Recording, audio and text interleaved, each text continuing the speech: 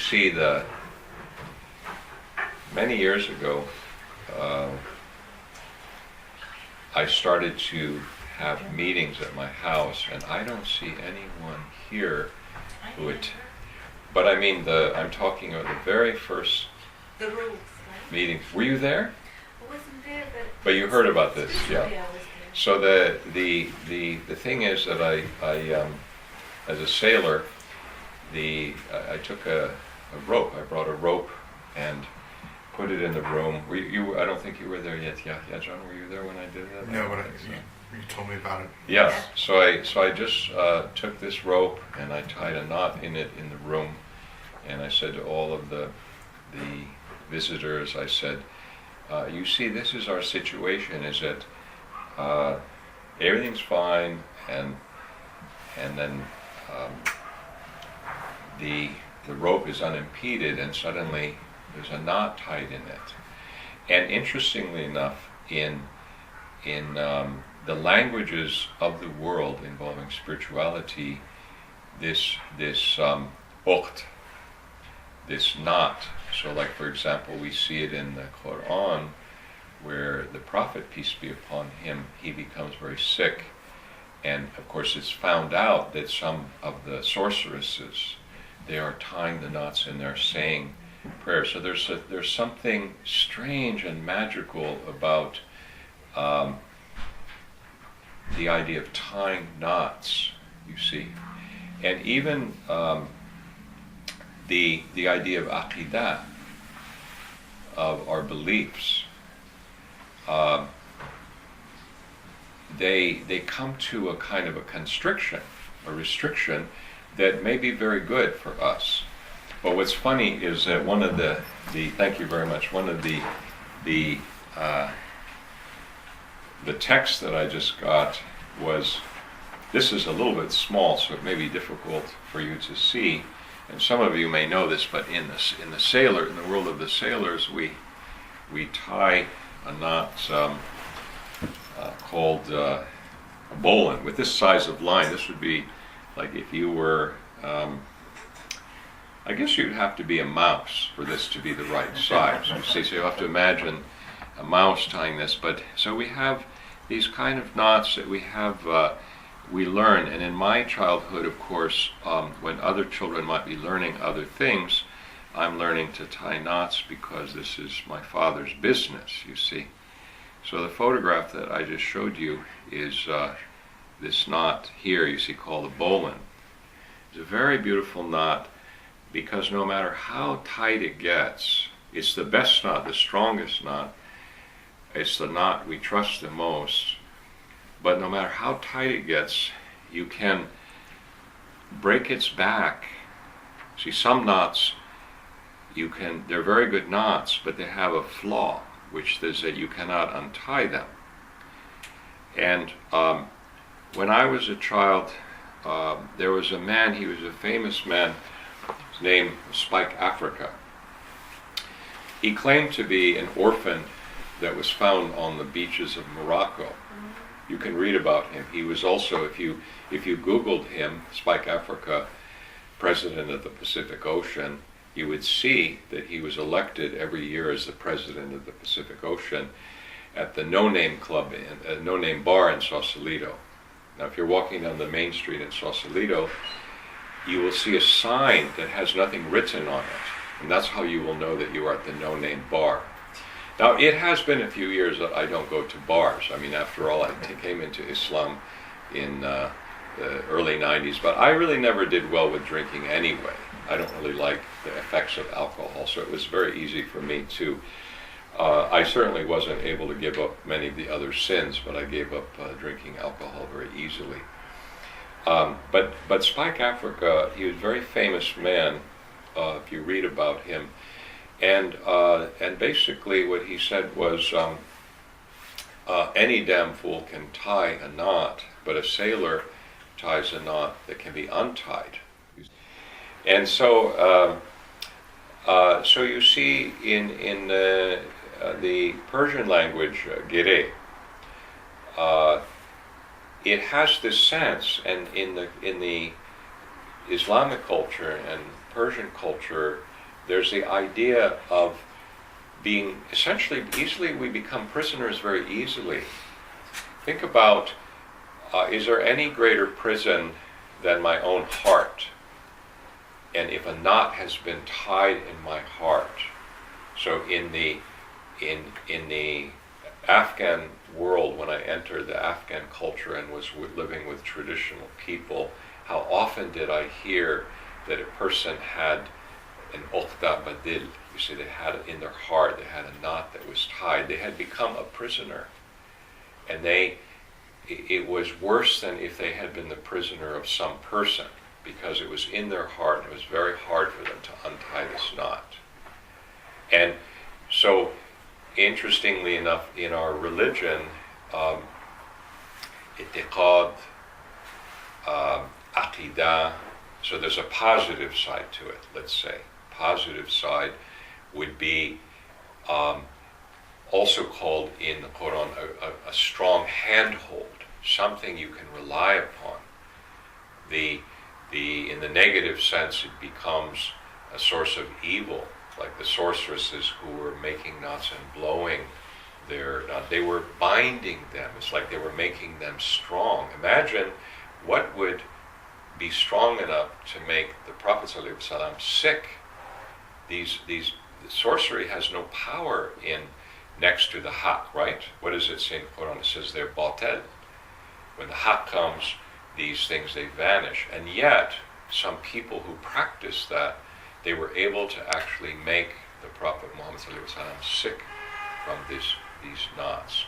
So, anyway, I didn't mean to talk about knots tonight, but I just saw a text and I showed it to you because today I was showing someone, see, you know what would be good is this thing that, except it probably doesn't come out, does it? I'm not sure. Yeah, it probably doesn't come out. But I was showing someone how in the middle of the night, when it's raining like last night, and you are needing to protect your own life, and so you climb up the mast, and you have one hand for yourself, and it is dark, and now it's worse because you have to tie the knot around there on the rope that you will use to come down the mast, and if you tie it incorrectly, it will not hold, and you will die because you will come down the mast and you will fall onto the deck and you'll probably die. So you have to learn to tie with one hand, and you cannot see it. You have to feel just by feeling it. So if we had the right rope, I could show you this knot. I think I have a rope in my trunk. You want to go get the rope? If it's not too far. Okay. How big is this rope? Show me how big around it is. Perfect. Let's try it. Yep. Let's It's try there. it. So we have many kinds of knots, and as I think about this topic, it of course makes us understand that there are beneficial knots, and beneficial knots have made many hundreds and thousands of them have made this carpet right here. A factory has made this other carpet, but this is made not just with knots. Like if we were ants, we wouldn't know how beautiful this is. But since we're people, we see that somebody has made these, and those of you from Afghanistan who have seen the carpet weavers, you've seen that they're shaggy, they're long, and only the people who wove this, they know the designs. And for your information, this one is called saruqi. And if you stand next to me here, then the only other thing I'm going to ask you to do is you will be the mast. And so you put your arm like this, you see, over where I can reach it, see? So we're going to see if this one, the problem is this has like a spring, so we'll see whether I can do this or not. Because normally it's nighttime, you see, and so you're going to find this object and you're going to throw it around there like it's a mast, and sometimes at night, I hope I don't injure you, you're going to throw it till it hits you, so you have to get it around this object, see? And then you have to find it, see? So you have to find it again. So you and maybe like there are on the mast or maybe some of this, and you can grab it, see? So you're going to find this end, the working end, and there's the standing end. And Yahya is acting as a kind of a pillar. And move away just a tiny bit from me, Yahya, John. See, so then you're feeling, you have to use your sense. See, what I'm explaining to you is, in our psyches, we have to understand the knots. So we either are going to tie knots that are beneficial for us. See, so we're going to use this one, I'm using one end of the knot to cause the other end to collapse, hopefully, like this. You see? So I want this other end to collapse, and then I'm going to come back up here to feel if it has collapsed correctly. See? Like this. So I'm going to feel that this one has collapsed over here, and I feel that it is passing through here, and that this side is collapsed. So now I'm going to bring this side around, back through here. See, but the rope is very different from the rope we are using, which is a little bit better than this. You see, but I have to tie this. Now, some years ago, I should say, there was a schooner captain. A schooner is a kind of vessel that I was raised on, and see, this is so slippery, so I'll do it again. Yeah, you okay? Mm-hmm. Okay. So again, he had a bunch of cadets. You guys understand a cadet is a beginner. And the cadets, I realized that they had already learned 50 or more knots. They had learned a lot of knots. And the captain said, Mr. Dar was raised on schooners, and he has learned so many things on these schooners. And he can teach you another 100 knots. And I knew this was completely not true. So I thought, what could I teach them that they may not have learned? And I said to them, have you ever learned to tie a bowline with one hand in the dark? And they said, why would we need to do that? I said, well, to save your life when you're up on the yard arm. See, because you could be up on the mast or up on the topmast, and you have to tie this knot with one hand. And actually what's going on, which I haven't mentioned, is it's like this. See, you're on the mast like this, it's moving around. So it's very difficult, it's very dangerous, you see. So what I'm doing here is I'm just feeling this knot. And again, this rope is not quite right because it's too, what I'll do is I'll keep trying it with this rope, but essentially rope is not like this shipping rope. It's lying easily for you, see. But you can see, I'm going to take this end, put it over the other end, see. You have two ends of this. So you have the working end and the standing end, and the working end is going to collapse the standing end, see? Like this. And it's creating a loop. See the loop?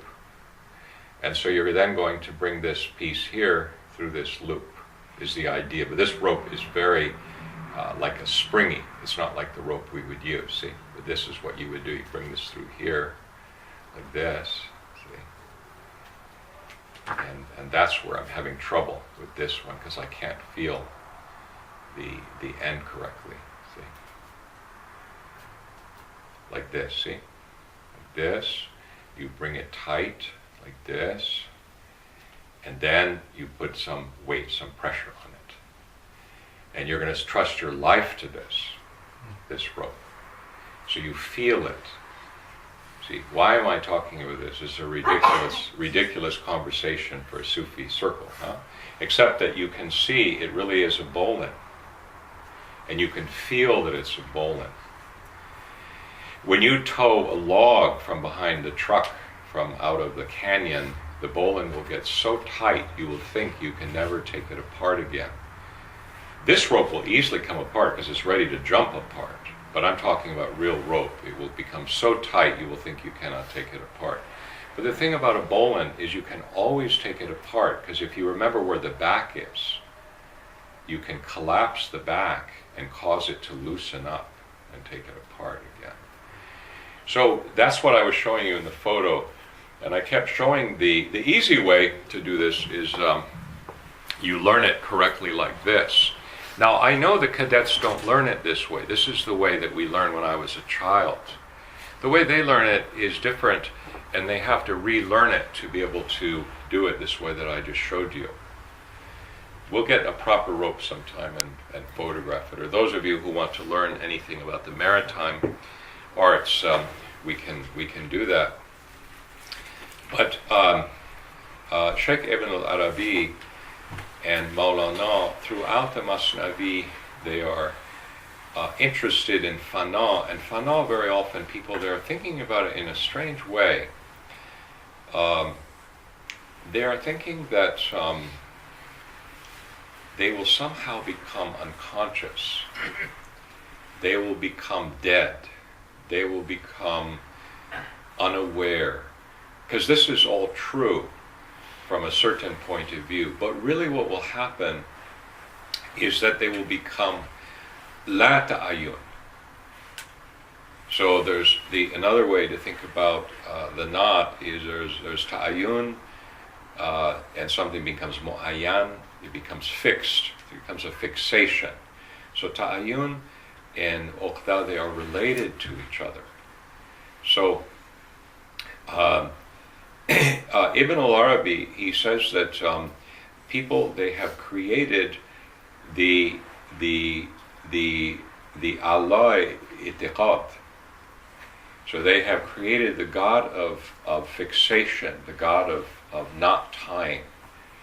They have read the Quran, but they have not understood the Quran. So instead, their mind has interpreted the Quran and has tied a certain knot. In their mind, they have created a knot, and they believe this is the rope. The Quran is the rope, but they have tied a knot. You see? So, because the rope, it also has a kind of knot. It is spun.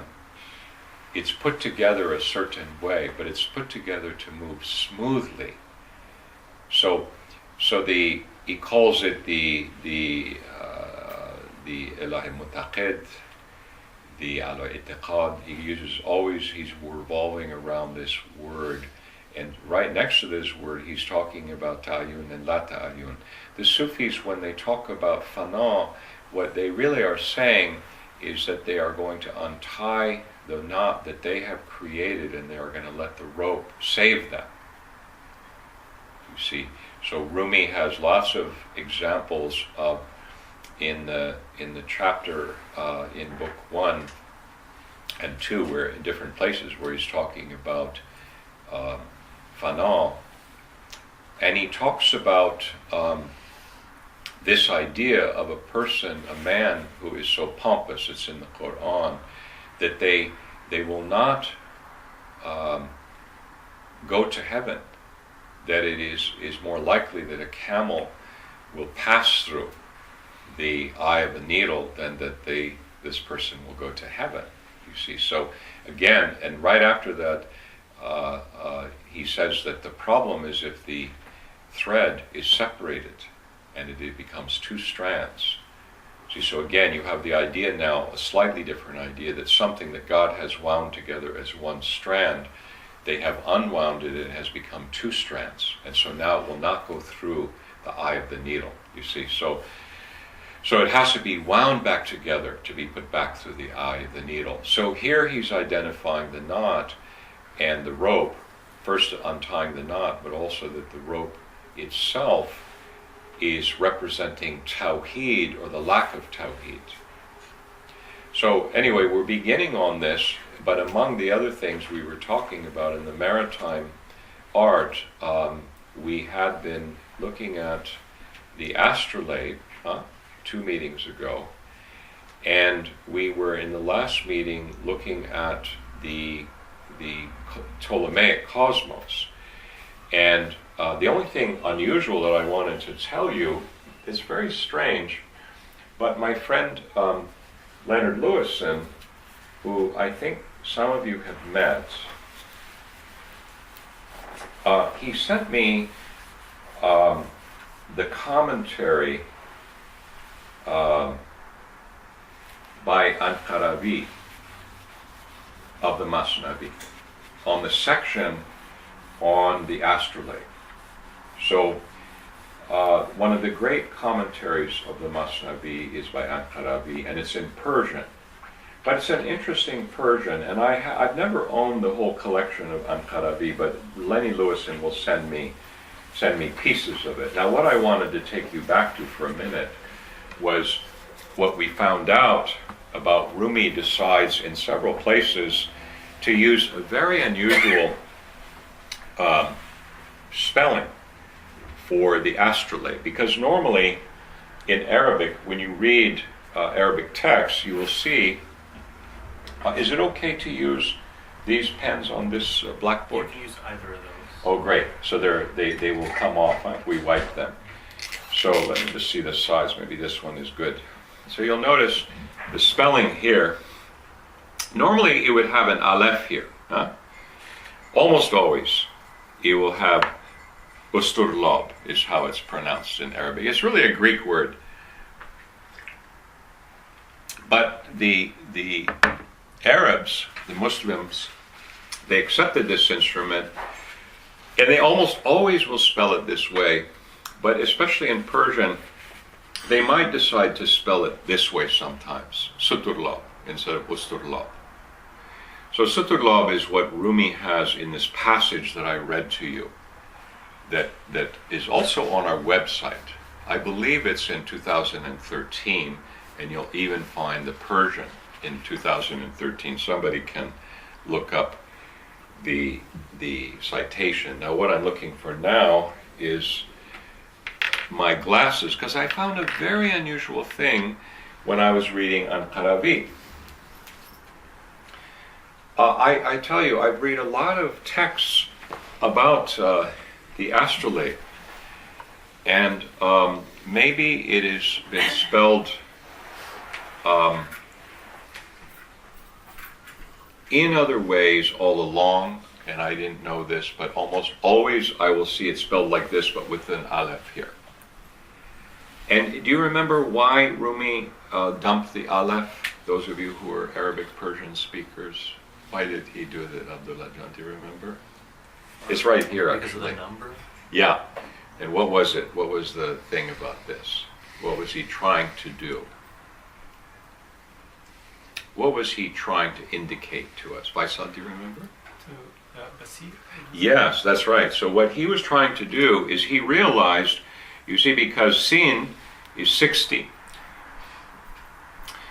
So the reason that's interesting to me is that Ankaravi, he is spelling it like this. He is spelling it with swad. See? Right. So Ankaravi is spelling it like this.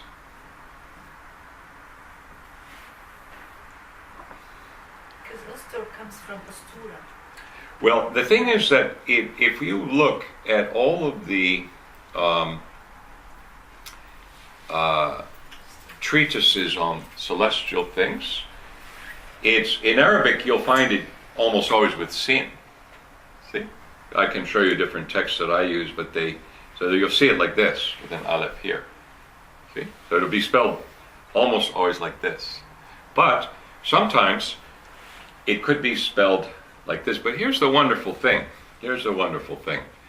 Notice in this spelling, Rumi uses it always spelled this way in Masnavi, or he sometimes is using it the normal pronunciation. So he's either doing Usturlab, or as I told you, he's much more rarely doing Suturlab, like this. So we say, okay, why is he doing this? Is he trying to tell us something? Well, we have 60 and 9 and 200 and 1 and 30 and 2, and we come up with 302. And what does that give us, Faisal? Basir. Basir. So now we have, of course, Basir. Huh? So now you can see that we have 2 plus 90 plus 10 plus 200 gives us same thing. See? Equals 302. So God's name Basir is equal to the way Rumi is spelling Astrolabe by dropping the aleph, which is odd. Some people think maybe it's because of the meter that he's doing this. Now, I don't mind that there's very often in Greek words, see, because the Astrolabe is a Greek word, but sometimes you will see they will either use a swad or sin. So it's not uncommon. You'll see it'll be interchangeable. So when I saw this, and I saw Ankaravi using his text, see, this is a commentary, and have you guys heard of Ankaravi before? So this is the major commentary on Masnavi. And I have the text in my briefcase here. I can show you, but really we don't need to do that because it's much more interesting just to look at it. So there, now remember, Rumi is usually spelling it with an aleph, and he's spelling it Astrolabe. Ankaravi is spelling it, it's the same word, Astrolabe, with swat. Okay? Well, here's the interesting thing. We have 1, 90, 9, 200, 30, 1, and 2. This is what we have up here. Here's the system up here. So here we have 91 plus 9 gives 100. Agreed? Plus 200 gives us 300. Agreed? Plus 30 is 330. 331 plus 2 is 333. Agreed? Well, my goodness, now we have Al-Basir.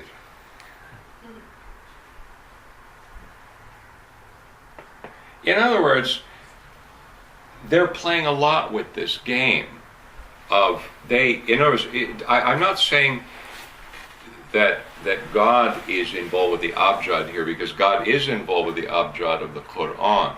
What I'm saying is these guys, they're definitely playing with the idea of seeing and the astrolabe. Do you see what I'm saying? In other words, it turns out it works out either way to talk about the Astrolabe. You see? Does everybody understand? You can look at this later and you can take a picture of this close-up later. Because I saw that and right away I thought, why is Ankaravi using this spelling? Now, I'm not sure he even knows. I'm saying some people who know abjad. I don't know enough about Ankaravi. I know for sure Rumi is using abjad. I know for sure that Ibn al-Arabi is using abjad and Nizami is using abjad. But Ankaravi, he may very well be. I don't know. But someone has realized that no matter how you work it out, whether you're going to use the shortened version of Astrolabe, you're going to simply get the name Basir. And if you decide to use the spelling of Astrolabe with Swad, you're going to get Al-Basir. Either way, you're going to come up with Basir. You see? So that's the first thing. I haven't written to Lenny, because I was having this long conversation with Lenny about this topic. I realized also that, because in our conversations, what was it about, do you think, about the astrolabe that Rumi was interested in and that interests me to talk with you about? We discussed this two meetings ago. What was it? What is so interesting for Rumi about the astrolabe?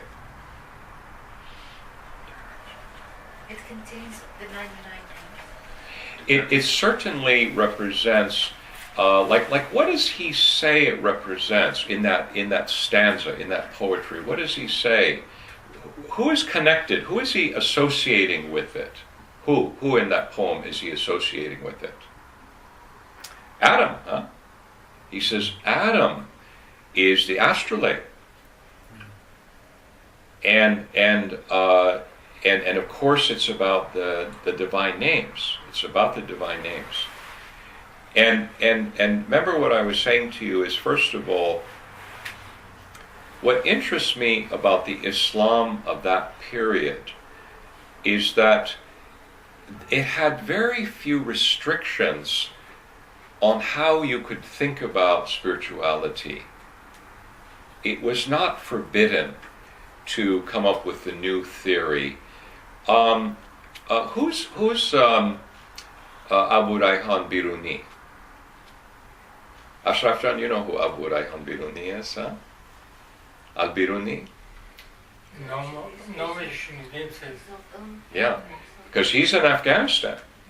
Now, do you remember me telling you the story about some villagers in Afghanistan? They became angry when I explained to them about the phases of the moon.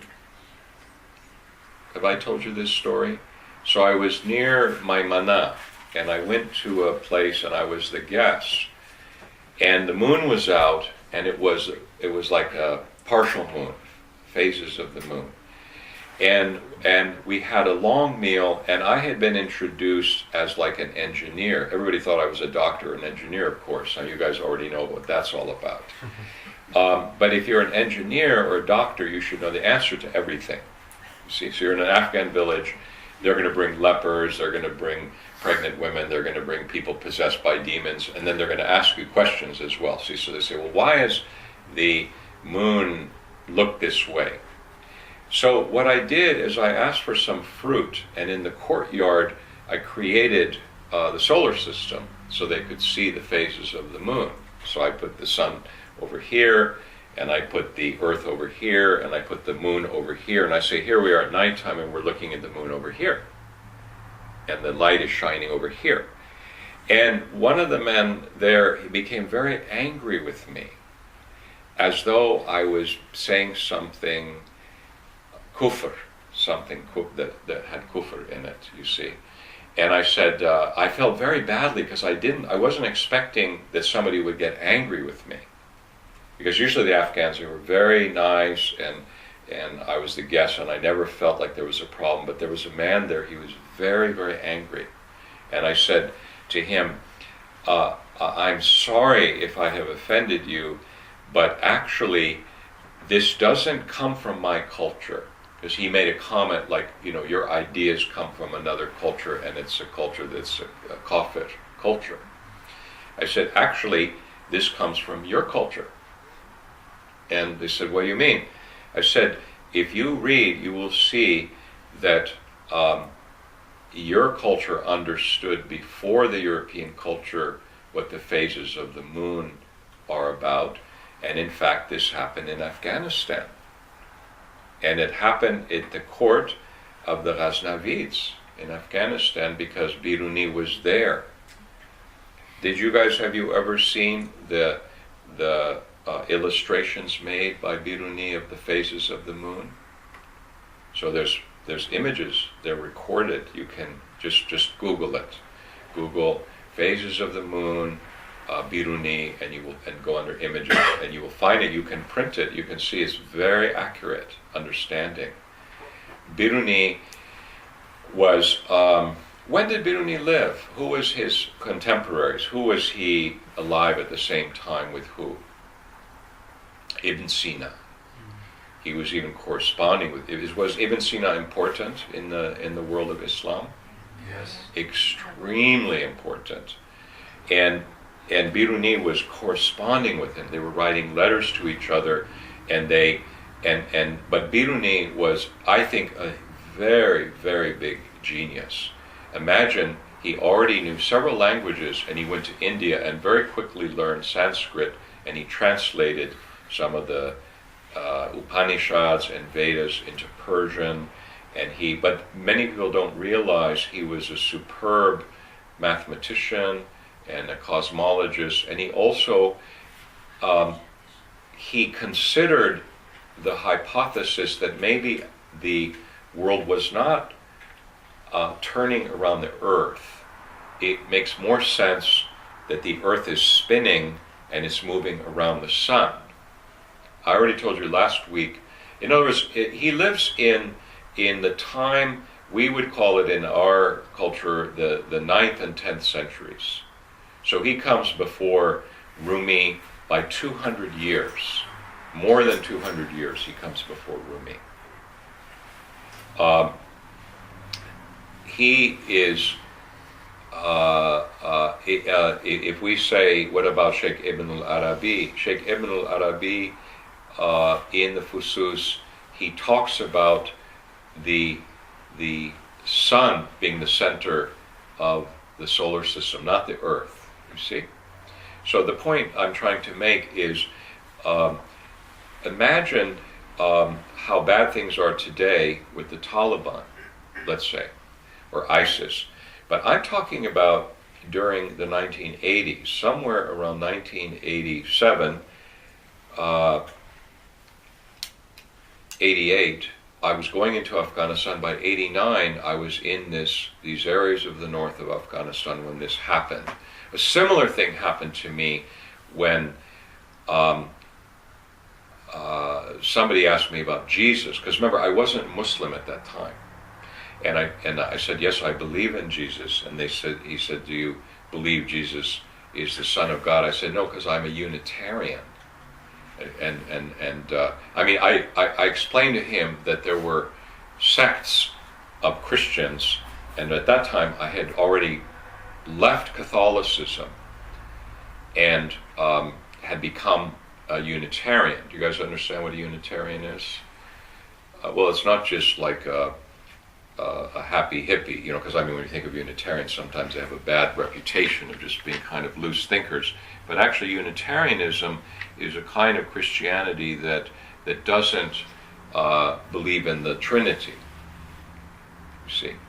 So I was a Unitarian, and I was trying to explain this to him, but he got angry with me, and I was trying to understand why he was angry, and it was because he thought that I didn't agree with what it was in the Quran. But I explained to him I didn't know what was in the Quran. I didn't know. Maybe he would explain it to me. So he did, and so basically, tell me what you think he would have said about where Jesus is now. Where's Jesus? Where? Which heaven? Third heaven. I'm sorry? Third. No, fourth. Almost. Fourth heaven. And what's the fourth heaven? Which is the fourth heaven? We talked about it last week. Yeah. So it's the sun. It's the sun. Who else was in the fourth heaven? From the Mirage? Of the prophets. Idris. Yeah. So Idris was in the fourth heaven. So you have this very strange idea that, if it's the fourth heaven, what is the third and the second and the first heaven? What are they? Tell me what they are. First is the moon. The first is the moon. Is Jupiter one of them? Jupiter would be later on. Okay. So you have the moon, and then in some it varies. Okay, to be honest with you, it varies. But if you look at the true Ptolemaic system, it might be the moon, and then Mercury, and then Venus, and then the sun. And who thought that? Well, certainly Ptolemy and many people thought that after Aristotle. But what did Plato think? Plato thought that, and many of his followers, they thought that there's the earth and the moon, and they're sort of together. And then there's the sun. And then there's Mercury, and then there's Venus, and then there's Mars. See, so they're still believe the Earth is the center. But I want you to consider how accurate their observation is. If you don't know that the sun is the center, if you still believe the Earth is the center, then they at least more correctly observed that if you're looking from the Earth, you would see the moon, and you would see the planets passing outside the sun. So you would see the moon, and you would see the sun, you would see Mercury, you would see Venus, you would see Mars, you would see Jupiter, and then you would see Saturn. And then you would see the sphere of the fixed stars. Now again, all of these guys, all of this stuff came into the world of Islam, and we're reading, the last meeting we were reading about the throne of the merciful, right? Rahman. Where's the throne of the merciful? Remind me, where is it compared to the ones I just mentioned? Yeah, it's outside of the sphere of the stars, isn't it? It's outside the sphere of the stars. The thing to understand is that it's not unreasonable for them to have perceived things this way. But what's very interesting to me is that Plato was more accurate than Aristotle or than Plotinus and all of these people, and certainly Ptolemy by the time it gets to him. Because if you just think as a matter of observation, you're on the earth and you believe the earth is at the center, you see the moon going around, you don't necessarily next have to choose Mercury and Venus and then the sun. You could choose in terms of a relationship of the solar system, that the sun is where it is, and going around the sun is Mercury and then Venus. And normally, if you observed correctly, you would say, well, then Earth would be next, right? But if you believe Earth is at the center, you wouldn't see that. But to observe that it's the sun and then Mercury and then Venus and then Mars is and then Jupiter and Saturn, this is a very correct observation. Follow me? So everybody is observing this, and all of this is wrong. It's wrong. It turns out it's wrong. See, I want you to understand that many of the Sufis knew that it was not completely accurate, and the Muslims were at the forefront, because Biruni and many other in the Islamic culture, many scientists, they knew that the Ptolemaic world had errors in it. Frankly, even Ptolemy knew there were problems with Aristotle's scheme, and he created a way to try to resolve those problems. They have to do with a hallucination, with an illusion, and the illusion is called when they say that such and such a planet is in retrograde. Have you heard this expression? Zaki, what does that mean? It means that the planet appears to be going backwards. Yeah, like the planet appears to be going backwards, and they're baffled. It's so wonderful, it's so magical, first of all, to be able to see something like that and try to imagine what's going on. And who still cares? Does anybody care about that anymore? Who cares about it today? Astrologers. Astrologers care about it, you see. But there's actually like a hallucination. And Zaki, do you know what the hallucination is, or the illusion? No, not really.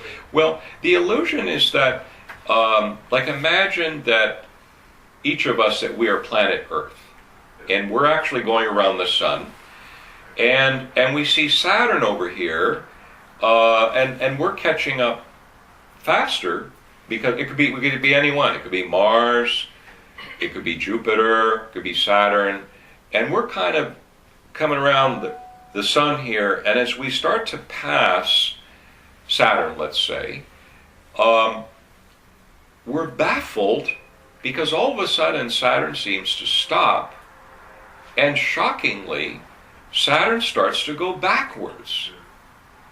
And then, after a while, Saturn seems to go forward again. So, the illusion is caused by the fact that the stars are there. If there were no stars there, you would not have any illusion, because the problem is that it's a relative appearance. It's related to the fact that there are fixed objects behind, and those fixed objects create the illusion of retrograde. But I'm trying to get us familiar with an idea. The idea is that Sufis, let's call them spiritual people of any culture, they don't care about, they know that all science is actually relative. And believe me, in Rumi's time, there were already many critiques of the Ptolemaic model. And certainly Shavastari's time, which is yet another 100 years or so later, there's absolutely a lot of critique and in fact they've decided it's impossible. So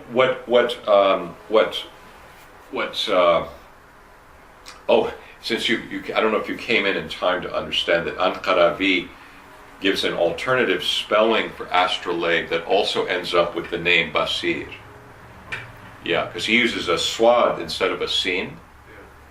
So, and he keeps the aleph, and so the difference between the sin and the swad is 30, because sin is 60 and swad is 90, so you have 30. So he can keep the aleph, and now he can have 333, which is al-basir.